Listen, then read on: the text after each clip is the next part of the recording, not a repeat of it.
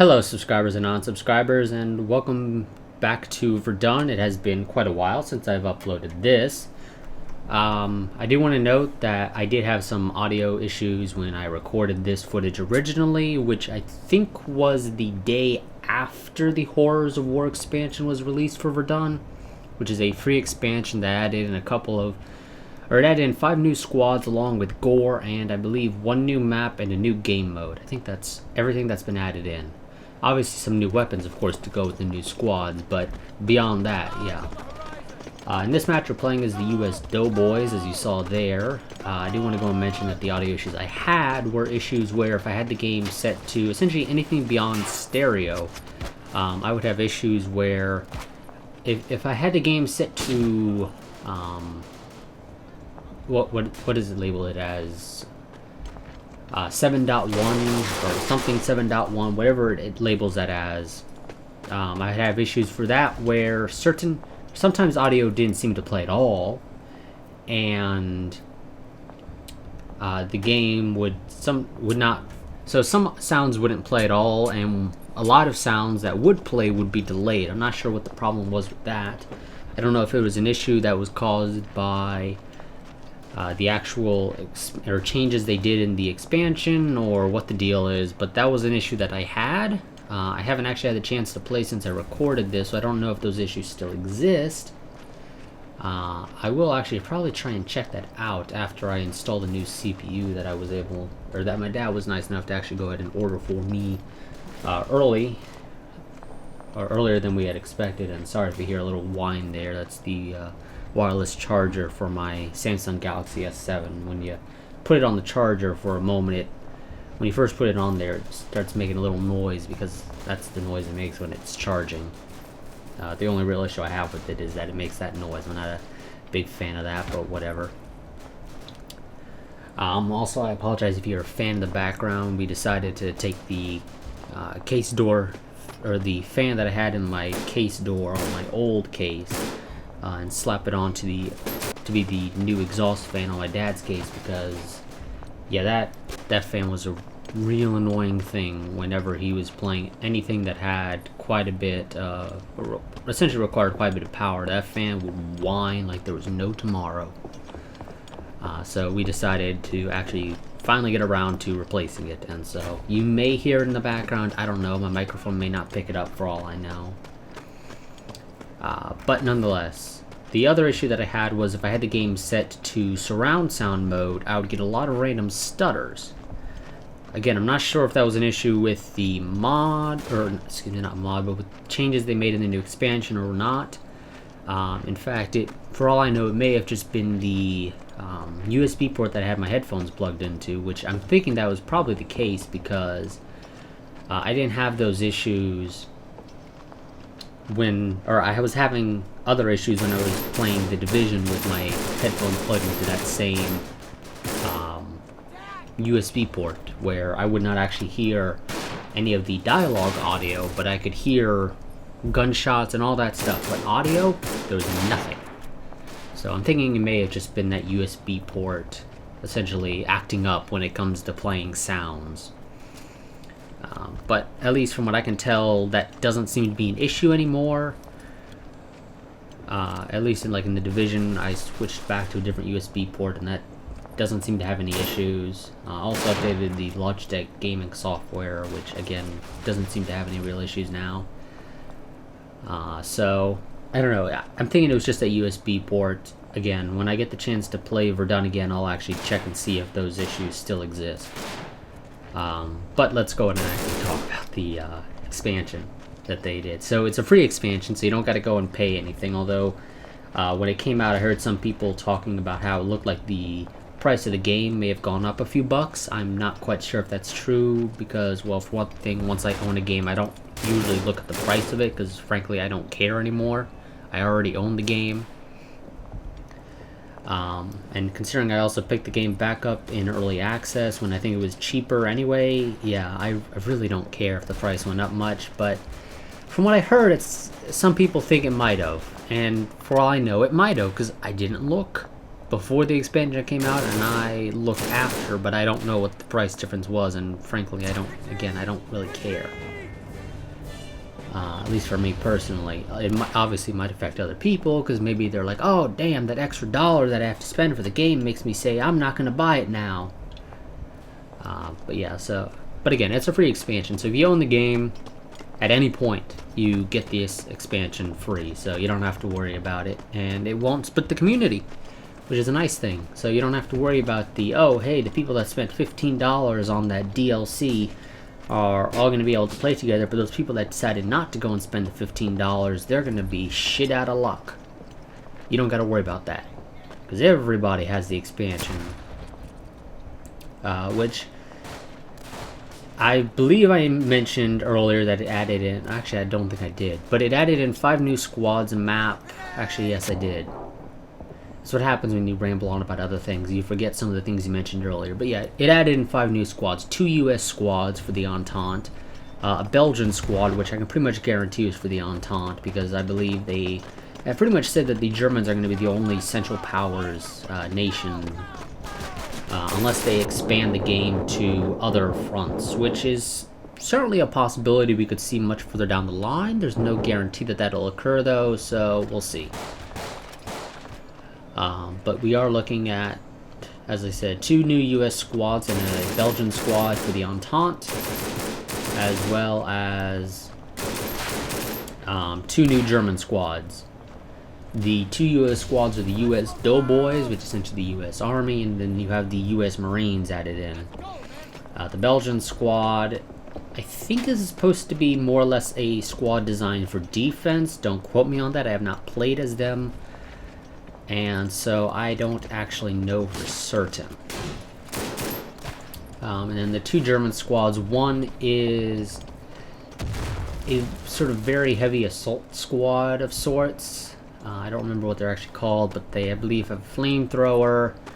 I think that squad specifically has the flamethrower, as well as some other class I think has like an armor vest they can put on. Or no, that armor vest is for their sentry squad or whatever it's called. Essentially supposed to be. I don't know. Nonetheless, yeah. So they have like a assault squad and a defense squad of sorts, which is kind of interesting. And at least I haven't actually had the chance to play as the U.S. Marines yet, but the U.S. Doughboys, I have to say, I kind of enjoy overall. Especially, I kind of like this BAR. My only issue with it is that you've only got like 120 rounds, I believe, in total, and so you'll see actually later on that I end up at a point where I run out of ammo, because I essentially go and end up defending, well, not necessarily defending, but I almost essentially lead the assault kind of thing, if I recall correct. I haven't actually watched this footage at all, and it's been a number of weeks since I recorded this. In fact, this was recorded March 23rd, which would put this, yeah, like what is that, a week and a half or so ago, as of when I'm recording this, post commentary here. So yeah, it's been quite a while. I don't actually know off the top of my head, really, if I do end up being essentially the one who leads the assault, but I'm fairly certain I end up being the one that more or less leads the assault, clears an area for my team to finally be able to advance into the enemy trench, and then we ended up going on to win the game. But again, that could just be my mind playing tricks on me, because I want to think I was the one that did that, when in reality I may not have been the person who did that. So you guys will get to find that out. I probably won't be recording this commentary all the way to the end, and I frankly am not going to watch the footage from beginning to end for myself, at least not right now. Maybe once I finish rendering it I will. But nonetheless. So yeah, my only real issue with the BAR is that you don't have a boatload of ammo, and there's no way to get more ammo, and you don't have any sidearm or anything, so you've only got the BAR. So once you run out of ammo with the BAR, you're out of luck. Which, personally, I find it interesting that you don't have at least a pistol to go with it, considering that the other MG that you can use as the US Doughboys machine gun class, that one I believe has a pistol, and yet I think, so that's one that you actually have to mount it if you want to aim down sights. It's the Knopf or whatever it's called, something to that effect. It's the French MG, I believe. I'm pretty sure most of the French squads have that MG when it comes to the French machine gun classes. But yeah, so that class has an MG, or has a pistol, if I recall correctly, to go with it. However, interestingly enough, I think that weapon is actually heavier, although I think it might carry less ammo even, I don't know, than the BAR. And yet the BAR doesn't have a sidearm or anything, so when you run out of ammo with the BAR, you are out of ammo, you are screwed, and you're essentially better off just dying if you're not busy trying to secure the enemy trench. But once you see an enemy, you're going to get gunned down because you can't do anything to the enemy. And I can understand why the devs did that. It is balancing, but it's definitely one of those a bit of an annoyance kind of thing, is where you run out of ammo and then you're screwed. Which, of course, you can keep your ammo more if you're better at aiming, which I'm certainly not when aiming down the sights with this weapon. I don't like the sights. Then again, in most FPS games that are set in primarily World War II that have the BAR, I'm not a big fan of the BAR, generally speaking anyway, so that's probably why I'm crap at the sights for it. And then this game also has a lot more in the way of recoil, it seems, in comparison to, obviously, other FPS games, because this one's a little more realistic in terms of the way weapons handle, and so it's not that much of a surprise in reality that it would have more recoil, but definitely it's one of those. I noticed the additional recoil and whatnot with this weapon, and so I'm not a big fan of the sights, or when firing and aiming down sights. I'd much rather, as you saw before, essentially go prone in a corner and just hip fire, because this weapon has very tight crosshairs when prone and hip firing, and they're like stupidly tight, in my opinion. But yeah. I think one of the other squads in the US Doughboys is the one that has the trench gun. Or maybe this squad, or this world that I'm playing as, starts out with the trench gun. I don't know off the top of my head, but I know one of the US squads has the trench gun, and I believe it's the US Doughboys that have it, but it might be the US Marines. I'm not 100% sure on that. The Belgians, I believe, are using more or less the exact same weapons as the Germans. And so that's... Some people have complained about them using the exact same sound, and so that makes it hard to tell if the guy who's firing next to you, or like sort of a little ways down the trench, is a friendly Belgian or a hostile German because of the exact same sound being used. Although I believe the devs have said that they're going to adjust the sound a little bit to make it to where the Belgian one sounds at least a little different than the German one. Which, if that ends up being the case, frankly, to me it doesn't matter, because if I see your name I'm not going to shoot, generally speaking, but yeah, if the devs want to do that, that's fine with me. I certainly am not going to complain about it. But I don't think it's one of those things that's really going to be 100% necessary. I think most people should be able to live with that, with the same sound being used. It's just one of those they'll have to get used to. That may be a Belgian on your team, or it, for all they know, could be a German, so you may want to check if you hear the sound, but you don't really need to freak out and start shooting everyone you see just because you hear the same sound used. I have, and this is actually the only footage that I have recorded. I had some other footage, but I thought it was just far too crappy in terms of game audio, so I decided not to keep it. But I will try and record some more footage further down the line, probably when I get the new CPU installed, which by the time this video goes up, it should have arrived at my house. I don't know if it'll actually, however, be installed by the time this video goes up. I'm not 100% sure. But it will be. The next time I record Verdun, you guys will be seeing it with a brand new CPU, the i7 6700K, along with 16 gigs of DDR4 RAM and yada yada yada. Because frankly, I don't think most of you guys really care too much. But yeah, so it might also have higher graphics settings because it'll be an Intel CPU in comparison to my somewhat lackluster AMD FX 8120, which has definitely served me overall quite nicely, but it's due for replacement. And turns out I'm a little too impatient to wait for Zen to come out in October. But I do have plans to hopefully in the future build a rendering PC, which in that case I'll probably use Zen for it, depending on the price point for Zen. But that's going to be it for this episode. Actually, I should also mention, so this map is a night map, as you can clearly see. And I personally kind of enjoy it, but I definitely feel as though it doesn't really seem too much like a night map, because it still seems very bright. In comparison to the day maps, it doesn't really seem all that different to me personally. I could stand to see it maybe be a little bit darker. Not substantially darker like Arma Dark, but a little bit darker potentially, because to me it doesn't seem as though it's all that different.